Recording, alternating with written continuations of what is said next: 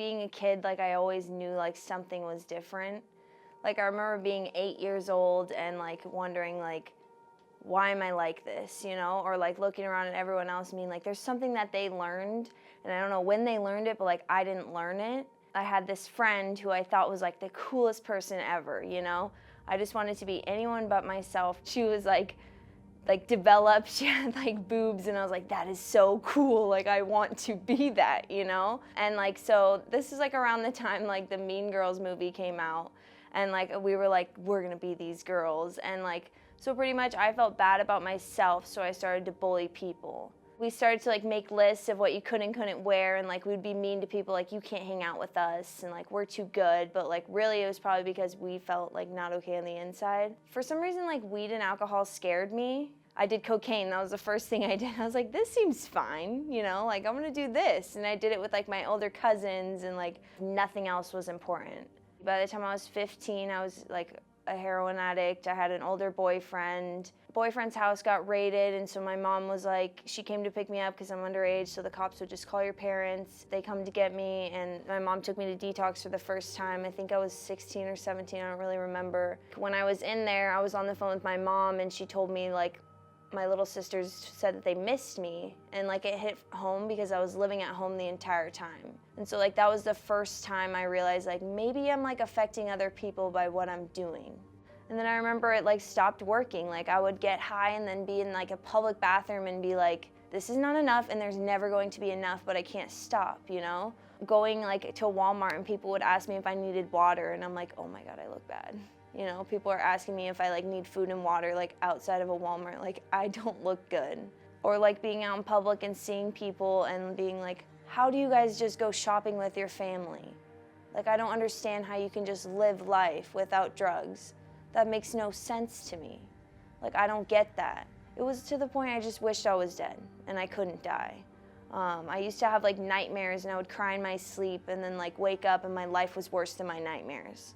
The crazy thing is like that's still not enough. Like this went on for like months. And so I was still homeless, and I had this friend who was like, do you want to go to rehab? Like, thank God, he kept bothering me every single day until one day I was just like, fine, you know? Because I'm always like, tomorrow I'll go, but like tomorrow never comes, ever. And when I first got to Colorado, like I had nothing. Like I literally had no ID, no birth certificate. I had one bag of clothes. And like the way my brain works is like two weeks in, I was like, I'm gonna leave. Like, this is what I'm gonna do. I'm gonna relapse, like, 'cause that's what I do. And I was sitting outside of the treatment center, and me and this girl were like, let's leave and go get high or whatever.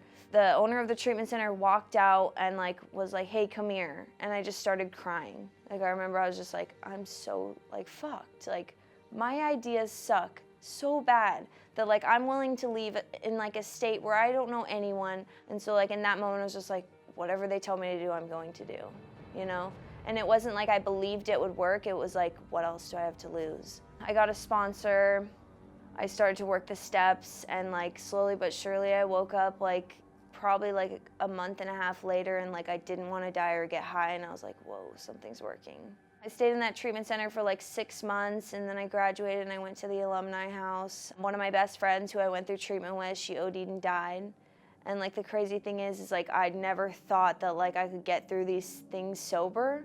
Boyfriends relapse, like friends relapse, best friend dies, like all these things happen, and like I don't have to get high over them anymore.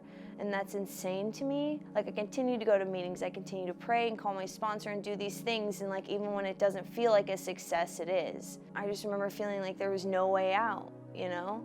When I was asked to like share my story, like I do these things to like show people that like it's possible, you know? Now, like I'm able to build connections with people that I've never been able to build before. My sister just had a baby 6 months ago, and like I babysat her on Saturday night. People trust me to like watch a baby, you know? I'm like so blessed. Like people trust me like in their house, like with money. Like my friends answer the phone when I call, like I answer the phone when they call, like, you know, it's like, and they don't want anything from me. I built friendships that like most people never get to build in their entire life. I moved back from Colorado, obviously, and so now I have friends here and friends there, and I have friends in Prescott, and like people want me around, and like that's insane. I go to bed sober, and like I really never thought that like that was possible. If I can do it, like anyone can do it.